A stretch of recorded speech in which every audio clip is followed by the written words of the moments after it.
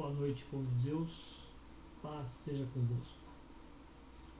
Hoje nós vamos falar de um assunto cujo título é crente ou cristão. É um tema baseado no livro de Atos dos Apóstolos, capítulo 11, versículo 26. Crente ou cristão? Eu, particularmente, não gosto que o povo de Deus seja chamado de crente, embora esse termo seja muito usado pela maioria das pessoas. Segundo o dicionário da língua portuguesa online, o texto Editores Universal, a palavra crente significa que crê, persuadido, convencido, pessoa que professa uma religião. Isso é crente. Então, o crente é aquele que crê em algo ou alguém. Dessa forma, todas as pessoas, independentemente de nacionalidade, cor, credo ou religião, é crente. Então, todo mundo é crente. Nesse círculo, eu incluo Satanás, pois ele é um dos seres que mais crê. O católico crê, o protestante crê, o muçulmano crê, enfim, todos creem em algo ou em alguém. No meu modo de ver, cristão é a palavra que mais identifica a pessoa que tem Cristo Jesus. Porém, podemos notar que os seres humanos, em seu comportamento, muitos são realmente crentes e poucos cristãos. Não vamos aqui mencionar nenhuma religião, ou mesmo placa de igreja. Pois eu creio que quando nosso Senhor e Salvador Jesus Cristo vier a essa terra para arrebatar a sua igreja, ele não irá escolher pessoas pela denominação que pertencem, não, e muito menos pela religião que elas praticam. Eu quero mostrar a vocês que muitas pessoas consideradas dentro de uma igreja como verdadeiros homens de Deus são apenas crentes, enquanto que outros, considerados como uma pessoa comum, é um verdadeiro cristão. Então, nesses 10 anos de convertido, eu tenho presenciado coisas incríveis. Conheço pessoas que têm um conhecimento enorme sobre a Bíblia, professor de escola dominical, braço direito de pastor, que quando surge um curso na igreja, logo seu nome é sondado para ministrar esses cursos. As pessoas são uma bênção. Irmãos da igreja sentem inveja do seu conhecimento, da sua desenvoltura para ensinar. Você fizer uma enquete na igreja onde eles congregam, encontrar mais de 90% das pessoas que o aprovam como verdadeiro cristão. Porém, como a própria Bíblia diz, nós homens vemos apenas o exterior, Deus vê o coração. Eu não estou dizendo isso, irmãos, para julgar essa ou aquela pessoa por mim. Não. Mesmo porque não cabe eu julgar a quem quer que seja, uma vez que eu não fui constituído juiz perante os homens, e somente Cristo Jesus cabe o julgamento. Em verdade, eu quero com isso mostrar o quanto nós, seres humanos, somos falhos em nosso julgamento. Nesse rol de pessoas com tal características, acredito que existem alguns poucos que são cristãos verdadeiros. E falo isso não pelo seu conhecimento, e sim pelo seu procedimento, pois as principais características de um cristão verdadeiro são conhecidas pelos seus atos do dia a dia. Um cristão verdadeiro é uma pessoa de oração. A pessoa de oração nunca rejeita orar, quer sozinho, quer em grupos. Sempre participa das orações da igreja. É uma pessoa prestativa que se preocupa mais com o próximo do que consigo mesmo.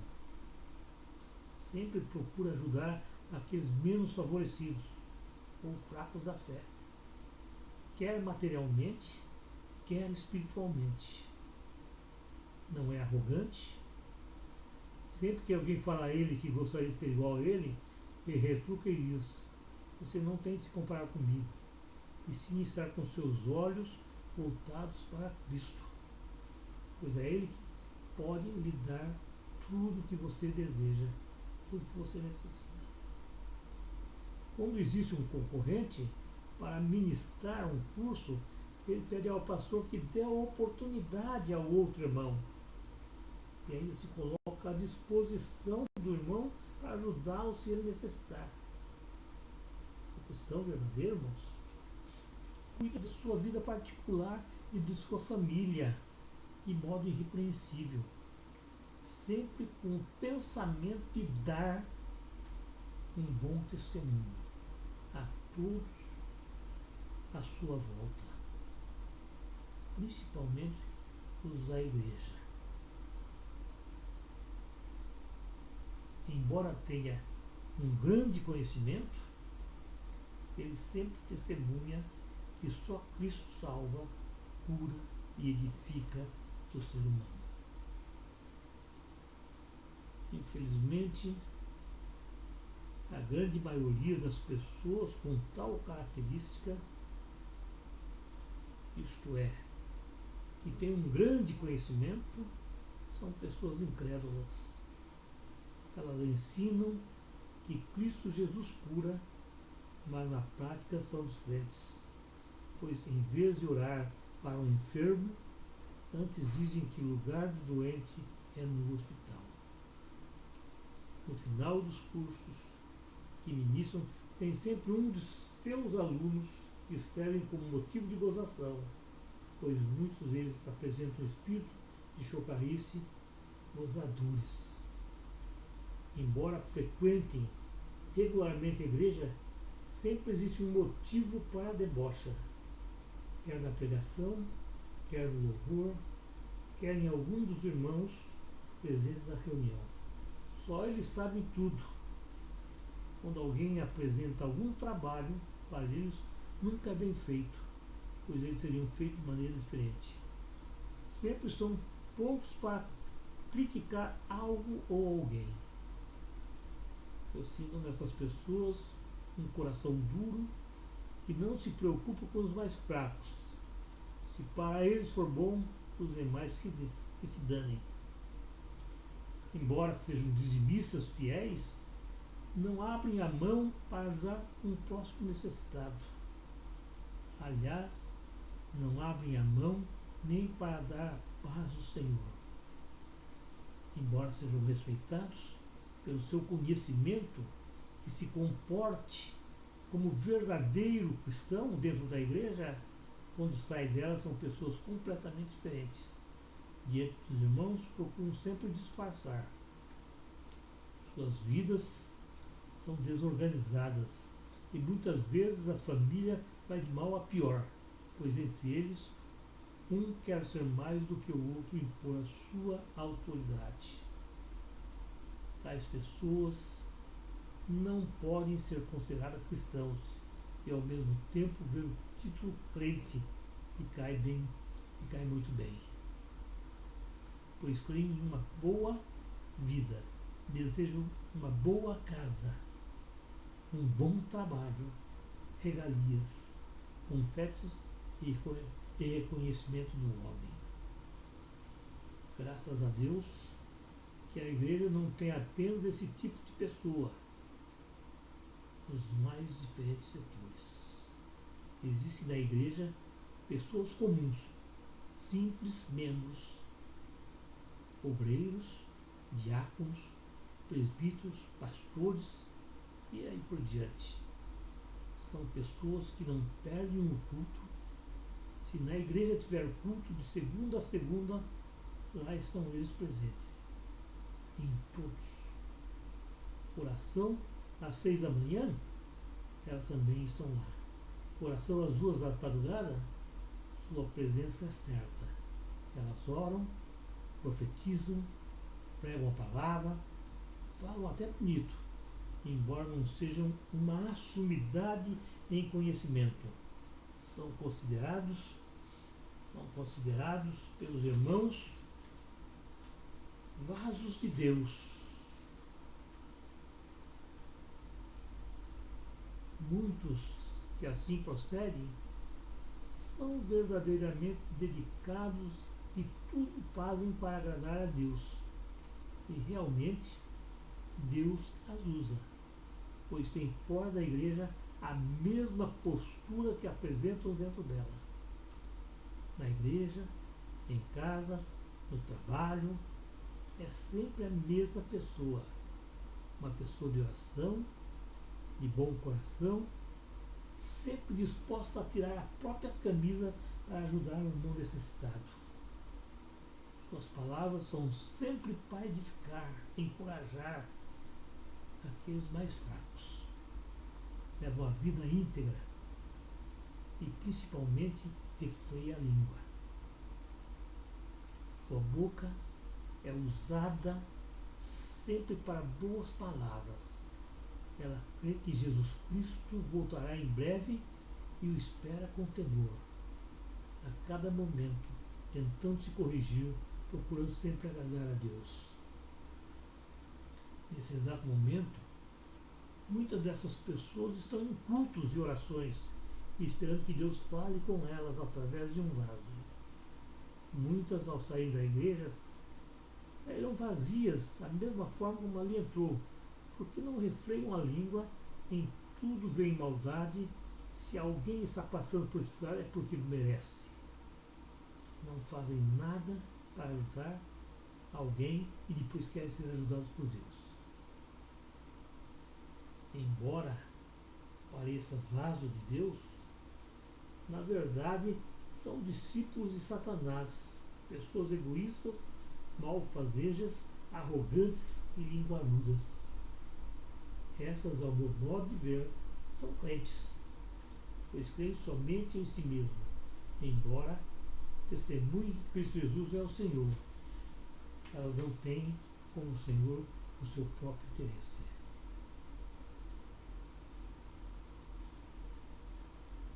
Sabe, irmãos, infelizmente, precisamos hoje, no meio cristão, ser cenas que há alguns anos atrás seriam inadmissíveis poder acontecer por parte do cristão. Então nós vemos hoje na igreja coisas que abalam a nossa fé. O acréscimo do povo evangélico não foi acompanhado de um plano eficaz de doutrinamento bíblico. Isso levou ao decréscimo do nível de caráter apresentado pelos cristãos evangélicos de um modo geral. Infelizmente, hoje ser pastor ou mesmo cristão não é sinônimo de caráter e de idoneidade moral. O comportamento assumido por muitos tem se distanciado por demais daquilo que as Escrituras Sagradas nos ensinam. Porém, a culpa não deve ser colocada em Deus, e sim nos segmentos evangélicos através de seus representantes legais que se esqueceram de seus compromissos com Cristo. Se é que os tinha, né? Para se voltarem para seus compromissos sociais e particulares e que não sabem em que crer, pois que crer é como crer verdadeiramente. Hoje, qualquer um pode ser pastor, bastando para isso fazer um simples curso de teologia, na maioria das vezes de forma precária, trocando dessa forma o chamado de Deus pelo conhecimento, ou melhor, pelo certificado de um curso de teologia. Muitas vezes, essas pessoas são colocadas à frente de uma congregação sem ter a mínima condição de exercer tal função. Porém, eles estão aptos por ter um diploma, um certificado. Sim. Mas, porém, eles não têm condições de estar à frente, embora tenham esse certificado de teologia com duração de pouco mais de um ano. Para tais dirigentes, o importante é abrir mais uma porta, vai arrecadar mais, e não zelar para que as portas abertas sejam aprimoradas e que a verdadeira seiva da palavra de Deus seja firmada nos corações daqueles que estão sedentos pelo conhecimento de Deus e de seu verdadeiro caminho. Tais dirigentes deixam de lado a palavra escrita de Deus para incorporar ideias futebolísticas, onde se diz que cada torcedor é um técnico de futebol e que então cada homem é um pastor em potencial. Por esse motivo, temos a proliferação de denominações, pois cada crente deseja ser um teólogo respeitado e criar uma nova teologia por supor que tem um entendimento melhor das Escrituras do que os seus anteriores dirigentes. Na verdade, muitos desses não estão preocupados com ganhar almas para Cristo, e sim ganhar almas para si mesmo. Muitos desses, quando os novos convertidos chegam à sua igreja, eles veem cifrões, chegando e não almas para serem pastoreadas e suas feridas curadas. Hoje, denominações antes tidas como responsáveis e firmes nas palavras de Cristo estão sofrendo um afrouxamento perigoso dos padrões bíblicos que com toda certeza as levará ao caos espiritual. Muitas têm aderido a teologias cujas ideias são contraditórias à teologia cristã. Esqueceu-se que Cristo cura, liberta e que em breve voltará. Por fim, esqueceu-se que o homem precisa ser instruído na palavra de Deus e que pessoas mal instruídas se tornam infiéis, isso além de trazer vilipêndio ao nome de Jesus e desmoraliza a própria igreja, que é o corpo de Cristo. É verdade que nenhum ser humano é perfeito, mas ser sincero e que expressa o seu compromisso com Cristo e procurar no dia a dia a lapidação e o aperfeiçoamento pessoal em busca da santidade, procurando não falar, mas realmente praticar através de seus atos e ações o caráter de Cristo. É minha oração diária que Deus levante nessa terra homens comprometidos com o Evangelho, comprometidos com Cristo e com o resgate das almas prisioneiras do inimigo, e que tais homens cheios do Espírito Santo sejam verdadeiras testemunhas de Cristo e que os sinais os sigam e através deles muitos venham a se converterem de suas más ações e sejam salvos.